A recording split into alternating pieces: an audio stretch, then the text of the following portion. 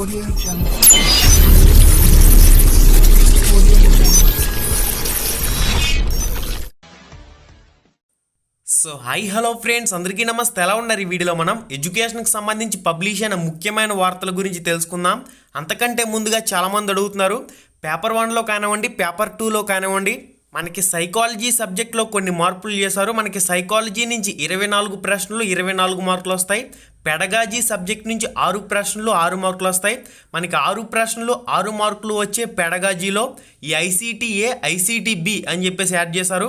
అందువల్ల మనకి రానున్న టీచర్ ఎలిజిబిలిటీ టెస్ట్లో ఈ ఐసీటీ టాపిక్ నుంచి 2 ప్రశ్నలు 2 మార్కులు అయితే వస్తాయి. లేదంటే మనకి ఒక ప్రశ్న 1 మార్క్ వచ్చే అవకాశం అయితే ఉంది ఐసీటీ ఇన్ఫర్మేషన్ కమ్యూనికేషన్ టెక్నాలజీకి సంబంధించి. అయితే ఈ సిలబస్కి సంబంధించి ఏం పుస్తకాలు చదవాలి సార్ అని చెప్పేసి చాలామంది అడుగుతున్నారు. ఇది మనకి పేపర్ 1, పేపర్ 2లో కూడా యాడ్ చేశారు కాబట్టి మీరు చదువుతున్న బీఈడి లేదా డిఈడి కోర్సులో ఖచ్చితంగా మీరు ఐసీటీ ఇన్ఫర్మేషన్ కమ్యూనికేషన్ టెక్నాలజీకి సంబంధించి పూర్తి ఇన్ఫర్మేషన్ అయితే చదివే ఉంటారు. ఆ పీడిఎఫ్ అనేది మీరు పూర్తిగా చదివితే సరిపోతుంది. ICT information communication technology part A అని చెప్పేసి కొన్ని టాపిక్లు అయితే ఇచ్చారు కదా. ఈ టాపిక్లను ఒకసారి మనం తెలుగులో చూద్దాం. ది కాన్సెప్ట్ ఆఫ్ ఐసీటీ, అసలు ఐసీటీ అంటే ఏమిటి, ఐసీటీ టూల్స్, హార్డ్వేర్ అంటే మనకి బేసిక్ కంప్యూటర్ నాలెడ్జ్ అనమాట. అసలు కంప్యూటర్ అంటే ఏమిటి, హార్డ్వేర్ అంటే ఏమిటి. హార్డ్వేర్ అంటే కీబోర్డ్, మౌస్ కానివ్వండి, స్పీకర్లు కానివ్వండి, ఇవన్నీ కూడా మనకి భౌతికంగా ఫిజికల్గా కనిపించే వాటిని హార్డ్వేర్ పార్ట్లు అంటాం. సాఫ్ట్వేర్ అంటే మనకి సాఫ్ట్వేర్ పార్ట్లు అంటే ఏమిటంటే మనకి కంప్యూటర్లో రన్ అయ్యే application, MS office, MS Excel, MS power point, ఇవన్నీ కూడా మనకి సాఫ్ట్వేర్ ఆంతరికంగా రన్ అయ్యే అప్లికేషన్లు అన్నీ కూడా మనం సాఫ్ట్వేర్ అప్లికేషన్లుగా చెప్పొచ్చు. ఈ విధంగా మనకి ఇంటర్నెట్కి సంబంధించి బేసిక్ నాలెడ్జ్ కానివ్వండి, డాక్యుమెంట్స్, అసలు డాక్యుమెంట్స్ అంటే ఏమిటి, ఇది మనకి ఎంఎస్ ఆఫీస్లో భాగంగా వస్తుంది. స్ప్రెడ్ షీట్స్, ఇది వచ్చేసరికి మనకి ఎంఎస్ ఎక్సెల్లో భాగంగా వస్తుంది. నెక్స్ట్ మనకి presentation, MS power point presentation కానివ్వండి, కంప్యూటర్లో పెయింటింగ్స్ వేయడం కానివ్వండి, ఇవన్నీ కూడా మనకి బేసిక్ కంప్యూటర్ నాలెడ్జ్కి సంబంధించి టాపిక్లు. ఇంకా ఇక్కడ మనకి ఏం టాపిక్లు ఇచ్చారా అనేది చూసినట్లయితే మనకి ఇంటర్నెట్ అనేది ఆన్లైన్ విద్యా బోధన చేయడానికి ఏ విధంగా ఉపయోగపడుతుంది, దీని గురించి కూడా కొన్ని ఇంపార్టెంట్ పాయింట్స్ అయితే మీరు తెలుసుకోవాల్సి ఉంటుంది.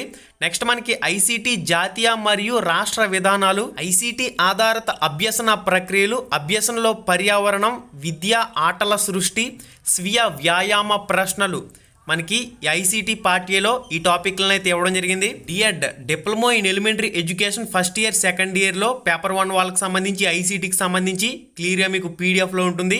ఆ ఇన్ఫర్మేషన్ అంతా చదవండి.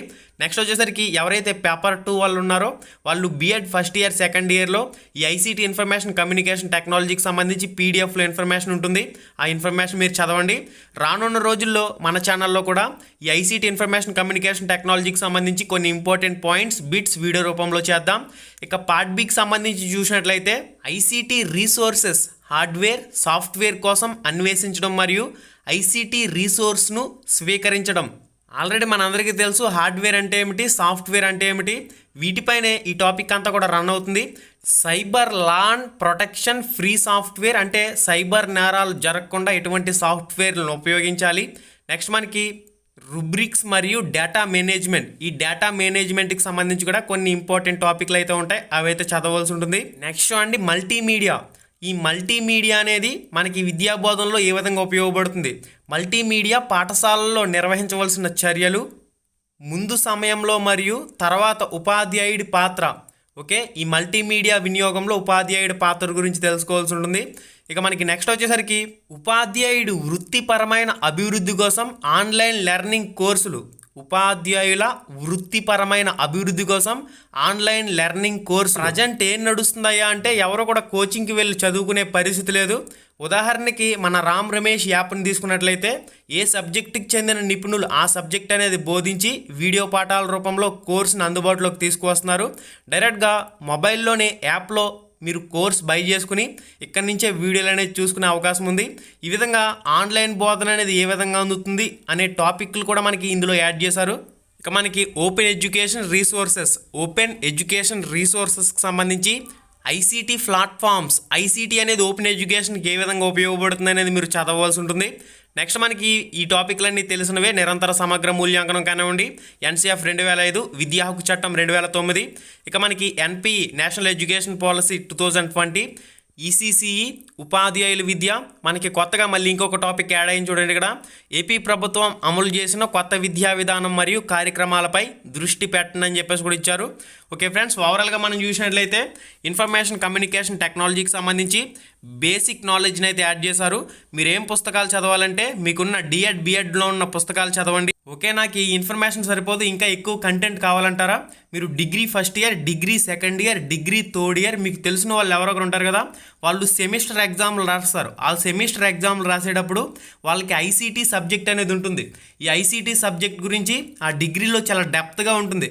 ఆ సబ్జెక్ట్ మీరు చదివినట్లయితే ఈ 2 మార్కులు కూడా మీరు ఖచ్చితంగా పొల్లిపోకుండా ఈజీగా గెయిన్ చేసే అవకాశం అయితే ఉంటుంది. ఫ్రెండ్స్, ఇది మనకి ఓవరాల్గా ఐసీటీకి సంబంధించి బేసిక్ ప్రశ్నలు వస్తాయి. మినిమం నాలెడ్జ్ మీకు దీని మీద ఉన్నట్లయితే మీరు ఈజీగా ఈ 2 మార్కులను కూడా స్కోర్ చేయొచ్చు. ఓకే, దీని గురించి మనకి పేపర్లో కూడా పబ్లిష్ చేశారు. టెట్ పాఠ్య ప్రణాళికలో మార్పులంటూ ఇక్కడ ఐటీ, పర్యావరణం, ఆంగ్లానికి ప్రాధాన్యం అని చెప్పేసి ఇచ్చారు. 4 పేపర్లుగా నిర్వహణ. ఇక్కడ అన్ని సబ్జెక్టులకి కూడా సమానమైన ప్రాధాన్యత ఇచ్చారు. ఆంగ్లానికి స్పెషల్గా ప్రాధాన్యత అయితే ఏమీ లేదు. ఇక్కడ ఉపాధ్యాయ అర్హత పరీక్ష, టెట్ పాఠ్య ప్రణాళికను పాఠశాల విద్యాశాఖ మార్పు చేసింది. జాతీయ విద్యా విధానానికి అనుగుణంగా కొత్త ప్రణాళికలో ఐటీ అంటే మనకి ఇన్ఫర్మేషన్ కమ్యూనికేషన్ టెక్నాలజీ, పర్యావరణం, ఆంగ్ల పాఠ్యాంశాలను అదనంగా చేర్చారు. రాష్ట్రంలో ఇప్పటికే 1వ తరగతి నుంచి 6వ తరగతి వరకు పాఠ్య పుస్తకాలు మారినందున ఈ పాఠ్య ప్రణాళికనే చదవవలసి ఉంటుందని చెప్పేసి కూడా అఫీషియల్గా అనౌన్స్ చేశారు. మిగతా తరగతులకు సంబంధించి 7, 8, 9, 10 తరగతుల్లో పాత పాఠ్య పుస్తకాల నుంచి ప్రశ్నలు ఇస్తారు. కరోనా కారణంగా డిజిటల్ సాంకేతిక విద్యకు ప్రాధాన్యం పెరుగునందున ఈసారి బహుళ ప్రసార సాధనాలు ఐసీటీ సబ్జెక్టులో చేర్చారు. పిల్లల అభివృద్ధి పెడగాజీ 2018 సంవత్సర పాఠ్య ప్రణాళికతో పోల్చినట్లయితే మనకి సైకాలజీలో పెడగాజీ సబ్జెక్ట్ నుంచి 6 ప్రశ్నలు 6 మార్కులు వస్తాయి. సైకాలజీ నుంచి 24 ప్రశ్నలు 24 మార్కులు వస్తాయి. పెడగాజీలో మనకి ఐసీటీని యాడ్ చేశారు కాబట్టి కేవలం 2 నుంచి 1 ప్రశ్న మాత్రమే వచ్చే అవకాశం అయితే ఉంటుంది. ఈజీగా మీరు ఇన్ఫర్మేషన్ కమ్యూనికేషన్ టెక్నాలజీ నుంచి వచ్చే 2 ప్రశ్నలు కూడా ఈజీగా స్కోర్ చేసే అవకాశం అయితే ఉంటుంది. 2018 డిఎస్సి ప్రణాళికతో పోల్చినట్లయితే 2020 సంవత్సరంలో నూతన పాఠ్యాంశాలను చేర్చారు. ఇంకా మనకి 12 అంశాలను అయితే చేర్చారంటూ క్లియర్ ఇన్ఫర్మేషన్ ఇది ఇచ్చారు. ఇక మనకి TET paper 1A, 1B, 2A, 2B పేపర్లుగా నిర్వహిస్తారు. ఇక్కడ 1A అనేది 1వ తరగతి నుంచి 5వ తరగతి వరకు రెగ్యులర్ ఎస్జిటి ఉపాధ్యాయులకు సంబంధించి, 1B అనేది ప్రత్యేక పాఠశాలలో ఉపాధ్యాయులకు నిర్వహిస్తారు. అంటే మనకి కొన్ని మరియా మాంటిసోరీ స్కూల్స్ కానివ్వండి, ఈ విధంగా కొన్ని ప్రత్యేక పాఠశాలలు ఉంటాయి. దానిలో ఉపాధ్యాయులుగా పనిచేయాలంటే 1B అనేది క్వాలిఫై కావాలి. స్పెషల్ బీఈడి లేదా డిఈడి అనేది కోర్స్ కంప్లీట్ చేసి ఉండాలి. నార్మల్ వాళ్ళకి సంబంధించి 1A అనేది రాయవలసి ఉంటుంది. ఇక పేపర్ 2A అనేది స్కూల్ అసిస్టెంట్లకు సంబంధించి, అంటే నార్మల్ ప్రాథమికోన్నత పాఠశాలలో స్కూల్ అసిస్టెంట్ ఉపాధ్యాయులుగా పనిచేసేందుకు పేపర్ 2A అనేది క్వాలిఫై కావాలి. ఇక పేపర్ 2B విషయానికి వచ్చినట్లయితే 6వ తరగతి నుంచి 8వ తరగతి వరకు ప్రత్యేక పాఠశాలలో ఉపాధ్యాయులుగా పనిచేయాలంటే ఈ పేపర్ 2B అనేది క్వాలిఫై కావాల్సి ఉంటుంది. పేపర్ 2B రాయాలంటే స్పెషల్ బీఈడి అనేది చదవాలి. ఓకే, ఇక మనం నెక్స్ట్ చూసినట్లయితే టీచర్ ఎలిజిబిలిటీ టెస్ట్ టెట్ పరీక్ష అనేది 150 మార్కులకి జరుగుతుంది కదా. మనకి టీచర్ ఎలిజిబిలిటీ టెస్ట్ టెట్ పరీక్షకు సంబంధించి 2.5 గంటల సమయం అయితే ఇస్తారు. పేపర్ 1, పేపర్ 2కి సంబంధించి కూడా క్లియర్గా సిలబస్ విశ్లేషణ కూడా చేయడం జరిగింది. తెలుగు, ఇంగ్లీష్ మీడియాల్లో మీరు సిలబస్ అనేది క్లియర్గా చెక్ చేసుకునేందుకు లింకులు డిస్క్రిప్షన్లో ఉన్నాయి. ఈ వీడియో టైటిల్ మీద టచ్ చేసినట్లయితే కిందకు ఒక పేజ్ అలా ఓపెన్ అవుతుంది. అక్కడి నుంచి మీరు క్లియర్గా తెలుగు వెర్షన్, ఇంగ్లీష్ వెర్షన్లో సిలబస్లో అయితే చెక్ చేసుకోవచ్చు. పేపర్ 1, పేపర్ 2 వాళ్ళకి సంబంధించి. ఇక టెట్లో అర్హత సాధించాలంటే జనరల్ అభ్యర్థులు అంటే ఓసీ క్యాండిడేట్లో 60% మార్కులు తెచ్చుకోవాలి. 150లో 60% అంటే 90 మార్కులు. 90 మార్కులు అయితే ఓసీ క్యాండిడేట్లు తెచ్చుకోవాల్సి ఉంటుంది. బీసీ వాళ్ళు వచ్చేసరికి 50% అంటే 75 మార్కులను తెచ్చుకోవాల్సి ఉంటుంది. ఎస్ఎస్టీ ఫిజికల్లీ హ్యాండిక్యాప్టెడ్ ఎవరైతే మాజీ సైనిక ఉద్యోగులు ఉన్నారో వాళ్ళకి సంబంధించి టెట్లో 40% మార్కులు అంటే 150 మార్కులకి కనీసం 60 మార్కులు అనేది క్వాలిఫై మార్క్స్గా తెచ్చుకోవాల్సి ఉంటుంది. ఇవి మనకి క్వాలిఫైయింగ్కి సంబంధించి. టీచర్ ఎలిజిబిలిటీ టెస్ట్ టెట్లో వచ్చిన మార్కులను 20% కింద డిఎస్సిలో యాడ్ చేస్తున్నారు. మనకి గత 2018లోను మనకి గతంలో జరిగిన డిఎస్సిలో యాడ్ చేశారు. అయితే మనకి ప్రస్తుతం 2011 తర్వాత ఎవరైతే టీచర్ ఎలిజిబిలిటీ టెస్ట్ టెట్ రాసి క్వాలిఫై అయ్యారో వాళ్ళందరికీ జీవితకాల నిబంధన అనేది వర్తించడం జరుగుతుంది. మనకి గతంలో 7 సంవత్సరాలుగా టెట్ వ్యాలిడిటీ అనేది ఉండేది, కానీ ప్రస్తుతం జీవితకాలానికి పొడిగించడం వల్ల ఇకపై ఎన్నిసార్లైనా డిఎస్సి రాసుకునే అవకాశం అయితే ఉంటుంది. టెట్ వ్యాలిడిటీ అనేది లైఫ్ టైంకి పొడిగించారు. మీకు టెట్లో మంచి స్కోర్ రావాలనుకుంటే ఖచ్చితంగా మీరు మళ్ళీ టెట్ పరీక్షలు రాయాలి. టెట్ స్కోర్ పెంచుకునేందుకు ప్రయత్నం అయితే చేయాలి. ఆల్రెడీ 2018, 2017లో ఎవరైతే టెట్లు రాసి క్వాలిఫై అయ్యారో వాళ్ళకు కూడా లైఫ్ టైం వ్యాలిడిటీ అనేది వర్తించడం జరుగుతుంది. రానున్న టెట్ నోటిఫికేషన్లో క్వాలిఫై అయిన వాళ్ళకి సంబంధించి కూడా లైఫ్ టైం వ్యాలిడిటీ అనేది వర్తించడం జరుగుతుంది. ఓకే ఫ్రెండ్స్, ఇది మనకి ఓవరాల్గా పేపర్ 1A, పేపర్ 2Aకి సంబంధించి తెలుగులోకి అనువాదించిన సిలబస్ అనేది మీరు డౌన్లోడ్ చేసుకునేందుకు, చెక్ చేసుకునేందుకు ఈ వీడియో టైటిల్ మీద ఒకసారి టచ్ చేయండి. కిందకు ఒక పేజ్ అలా ఓపెన్ అవుతుంది. అక్కడి నుంచి మీరు క్లియర్గా 2 లింకులు అయితే ప్రొవైడ్ చేసిన ఆ 2 లింకుల్లోంచి చెక్ చేసుకోండి. 1 to 10th క్లాస్ టెక్స్ట్ బుక్లు డౌన్లోడ్ చేసుకోవాలనుకుంటే www.ramramesh.in వెబ్సైట్లోకి వెళ్ళి సిలబస్ కానివ్వండి, టెక్స్ట్ బుక్లు కానివ్వండి ఫ్రీగా పీడిఎఫ్లు అయితే డౌన్లోడ్ చేసుకోండి. ఈరోజు ఎడ్యుకేషన్కి సంబంధించి ముఖ్యమైన వార్తలు చూసినట్లయితే విద్యారంగ సంస్కరణలతో డ్రాప్ అవుట్లు పెరుగుదల అంటూ మనకి ఇన్ఫర్మేషన్ ఇచ్చారు. వ్యవస్థను యథాతథంగా కొనసాగించాలి, ప్యాప్టో డిమాండ్ అంటూ కూడా మనకి ఇన్ఫర్మేషన్ అయితే పబ్లిష్ కావడం జరిగింది. ఫ్రెండ్స్, ముఖ్యమైన పాయింట్ల గురించి మాత్రం మాట్లాడుకుందాం.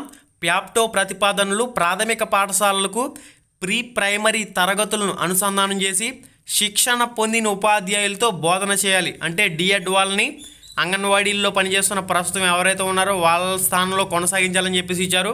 నెక్స్ట్, ప్రాథమిక పాఠశాలల నుంచి 3, 4, 5 తరగతులను హై స్కూల్స్కు తరలించకూడదు.